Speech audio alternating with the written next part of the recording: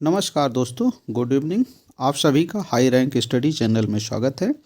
दोस्तों, हम आगामी 23 जनवरी 2022 को प्रस्तावित यूपी टेट की परीक्षा हेतु पर्यावरण का 22वां प्रैक्टिस सेट हल करेंगे, जिसका पहला प्रश्न है, दूध से दही बनने की प्रक्रिया को क्या कहते हैं? ए. प्रकाश संश्लेषण, बी. आसवन, सी. निर्जलीकरण, डी. किण्वन। तो इसका सही उत्तर है विकल्प डी, किण्वन। दूध से दही बनने की प्रक्रिया को क्या कहा जाता है? किण्वन कहा जाता है। आज का हमारा दूसरा प्रश्न है, गुरु शिखर पर्वत चोटी किस राज्य में अवस्थित है? ए. राजस्थान, बी. गुजरात, सी. झारखंड, डी. छत्तीसगढ़। इसका सही उत्तर है विकल्प ए, राजस्थान में जो है अरावली पर्वत श्रृंखला की जो सर्वोच्च चोटी है उसे गुरु शिखर कहा जाता है और यह राजस्थान राज्य में स्थित है। आज का हमारा तीसरा प्रश्न है, संसार का सर्वाधिक सक्रिय ज्वालामुखी है? A. Cotopaxi, B. Kilauea, C. Sinabung, D. Stromboli. तो इसका जो सही उत्तर वो है विकल्प बी, किलायू।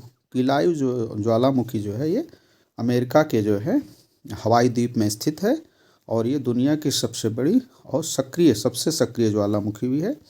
और जो कोटोपैक्सी है ये दक्षिण अमेरिका के इक्वेडोर में स्थित है।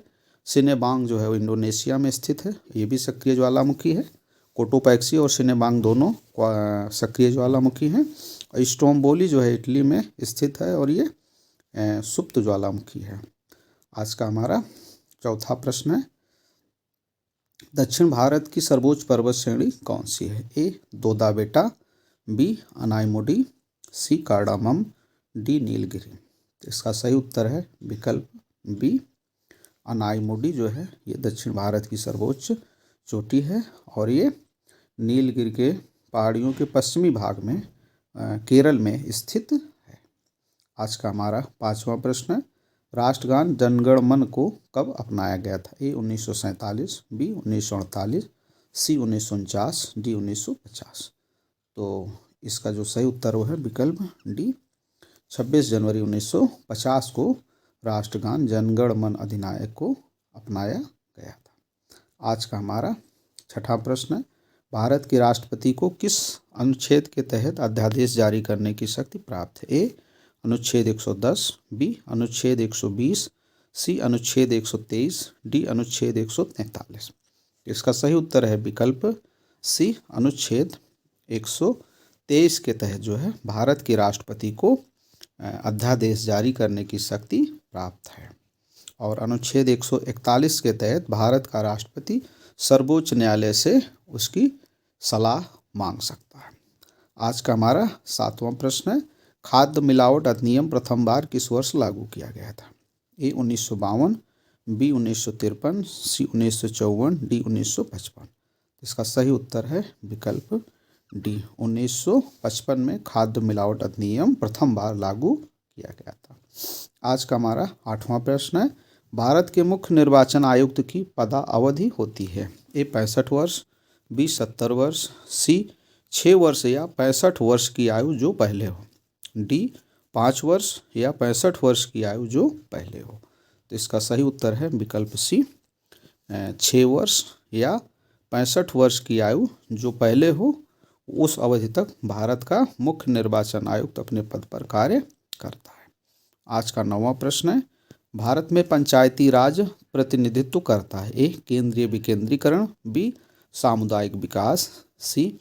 जनता का प्रतिनिधित्व, डी. उपर्युक्त सभी। तो इसका सही उत्तर है विकल्प डी, उपर्युक्त सभी।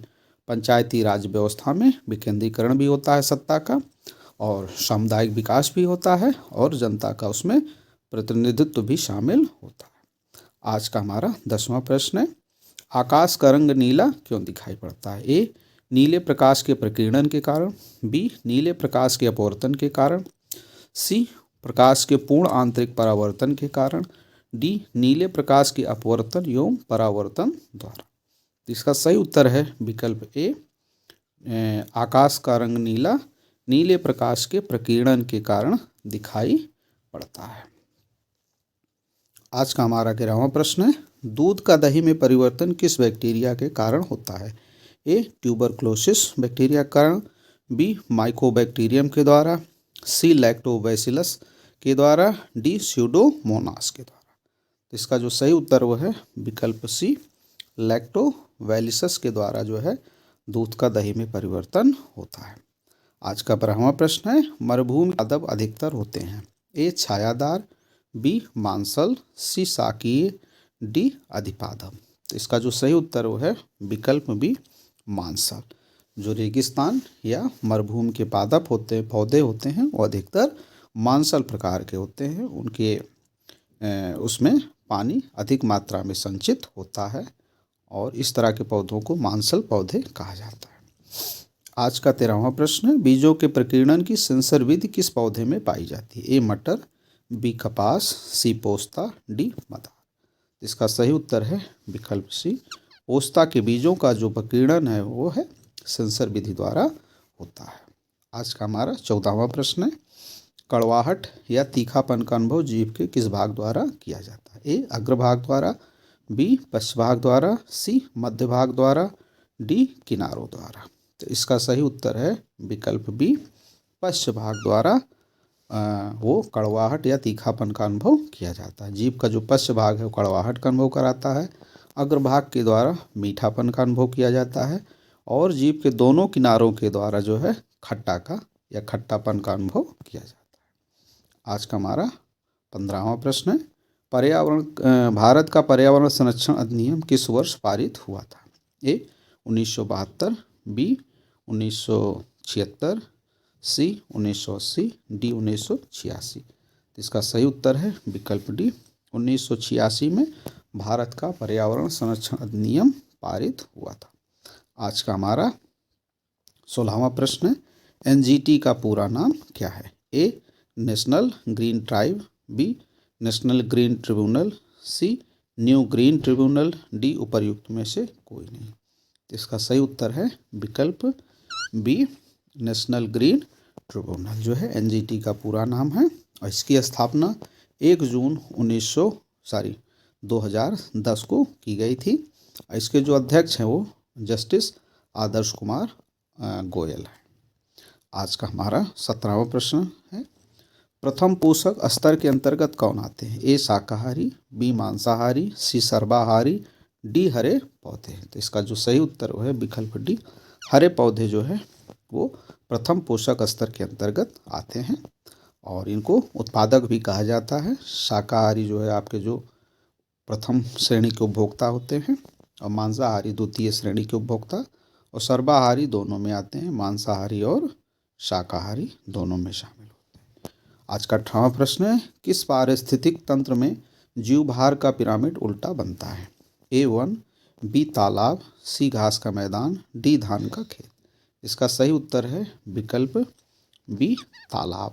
तालाब का जो पारिस्थितिक तंत्र है उसमें जीवभार का पिरामिड हमेशा उल्टा बनता है। बाकी वन, घास का मैदान, धान के खेत में जीवभार का पिरामिड हमेशा सीधा बनता है। आज का हमारा 19वां प्रश्न है, कार्टाजेना प्रोटोकॉल का संबंध किससे है, ए जलवायु परिवर्तन, बी जैव सुरक्षा समझौता, सी ओजोन परत संरक्षण, डी क्लोरोफ्लोरोकार्बन उत्सर्जन। तो इसका सही उत्तर है विकल्प बी, जैव सुरक्षा समझौता। ये कार्टाजेना प्रोटोकॉल से संबंधित है और ये जो संधि है वो 1 जनवरी 2000 को की गई थी और ये लागू हुई थी 3 सितंबर 2003 से। तो आज का हमारा 20वां प्रश्न है, किस महाद्वीप में सर्वाधिक उष्णकटिबंधीय पर्णपाती वन पाए जाते हैं, ए एशिया महाद्वीप, बी यूरोप महाद्वीप, सी अफ्रीका महाद्वीप, डी दक्षिणी अमेरिका महाद्वीप। इसका सही उत्तर है विकल्प ए, एशिया महाद्वीप में सर्वाधिक मात्रा में उष्णकटिबंधीय पर्णपाती वन पाए जाते हैं, जिसमें आपका भारत है, म्यांमार है, इंडोनेशिया है, मलेशिया है, थाईलैंड, ये सब देश शामिल हैं। आज का हमारा 21वां प्रश्न है, राष्ट्रीय कृषि वानिकी अनुसंधान केंद्र कहाँ स्थित है, ए मेरठ, बी कानपुर, सी लखनऊ, डी झांसी। इसका सही उत्तर है विकल्प डी, झांसी में राष्ट्रीय कृषि वानिकी अनुसंधान केंद्र स्थित है। आज का हमारा 22वां प्रश्न है, अंतर्राष्ट्रीय समुद्री संगठन का मुख्यालय कहाँ स्थित है, A Paris, B London, C Geneva, D Rome. तो इसका सही उत्तर है विकल्प बी, लंदन में ग्रेट ब्रिटेन की राजधानी है लंदन। वहाँ पे जो है अंतर्राष्ट्रीय समुद्री संगठन का मुख्यालय स्थित है और इसकी स्थापना कब हुई थी? 1948 में की गई थी। और आज का हमारा 23वां प्रश्न है, ऊर्जा का गैर परंपरागत या नवीकरणीय योग्य स्रोत है? ए कोयला, बी परमाणु ऊर्जा, सी खनिज तेल, डी सौर ऊर्जा। तो इसका जो सही उत्तर है विकल्प डी सौर ऊर्जा जो है ये ऊर्जा का गैर परंपरागत या नवीकरणीय योग्य स्रोत है। आज का 24वां प्रश्न है, प्रतिवर्ष विश्व जल दिवस कब मनाया जाता है? ए 22 फरवरी, बी 22 मार्च, सी 22 अप्रैल, डी 22 मई। इसका सही उत्तर है विकल्प बी 22 मार्च को प्रतिवर्ष विश्व जल दिवस मनाया जाता है, जबकि 22 अप्रैल को विश्व पृथ्वी दिवस और 22 मई को विश्व जैव विविधता दिवस मनाया जाता है। आज का हमारा 25वां प्रश्न है, राष्ट्रीय उपभोक्ता दिवस कब मनाया जाता है? ए 16 दिसंबर, बी 20 दिसंबर, सी 24 दिसंबर, डी 25 दिसंबर। तो इसका जो सही उत्तर है विकल्प सी 24 दिसंबर को प्रतिवर्ष राष्ट्रीय उपभोक्ता दिवस मनाया जाता है। और आज का हमारा 26वां प्रश्न है, विश्व जनसंख्या दिवस कब मनाया जाता है? ए 7 जुलाई, बी 9 जुलाई, सी 11 जुलाई, डी 13 जुलाई। इसका जो सही उत्तर है विकल्प सी 11 जुलाई को प्रतिवर्ष विश्व जनसंख्या दिवस मनाया जाता है। आज का हमारा 27वां प्रश्न है, सबसे अस्थायी पारिस्थितिकी तंत्र है? ए वन, बी समुद्र, सी बगीचा, डी घास का मैदान। तो इसका जो सही उत्तर है विकल्प बी समुद्र या सागर जो है सबसे अस्थायी पारितंत्र माना गया है। तो समुद्र है या विकल्प में सागर भी आ सकता है, तो हमें इस बात का ध्यान रखना है। और आज का 28वां प्रश्न है, निम्नलिखित में कौन सी गैस अपशिष्ट गैस है? तो A oxygen gas, B methane gas, C hydrogen gas, D nitrogen gas. इसका सही उत्तर है विकल्प बी मीथेन गैस आपकी जो है वो अपशिष्ट गैस है। अपशिष्ट गैस के अंतर्गत आपका CO2 भी आता है, आपका CO2, CO और SO2 और क्या कहते हैं NO2 नाइट्रोजन डाइऑक्साइड, ये सभी गैसें आपकी जो है वो अपशिष्ट गैस के अंतर्गत आती हैं। आज का हमारा 29वां प्रश्न है, निम्नलिखित में से कौन सी बीमारी वायु प्रदूषण के कारण होती है? ए दमा, बी इन्फ्लुएंजा, सी TB, डी उपर्युक्त सभी। इसका सही उत्तर है विकल्प डी उपर्युक्त सभी बीमारियां जो है ये वायु प्रदूषण के कारण होती हैं, दमा, इन्फ्लुएंजा और TB। और आज का हमारा 30वां और अंतिम प्रश्न है, ध्वनि प्रदूषण के प्रभाव से कौन सी बीमारियां होती हैं? ए पागलपन, बी चिड़चिड़ापन, सी बहरापन, डी उपर्युक्त सभी। तो इसका जो सही उत्तर है विकल्प डी उपर्युक्त सभी बीमारियां ये ध्वनि प्रदूषण के कारण उत्पन्न होती हैं, पागलपन, चिड़चिड़ापन और बहरापन। तो दोस्तों हमारा वीडियो आपको कैसा लगा हमें कमेंट्स बॉक्स में लिखकर बता सकते हैं। वीडियो को दोस्तों लाइक और शेयर करना ना भूलें, साथ ही चैनल को सब्सक्राइब कर लें ताकि आपको नए वीडियो का नोटिफिकेशन तुरंत प्राप्त हो जाए। धन्यवाद।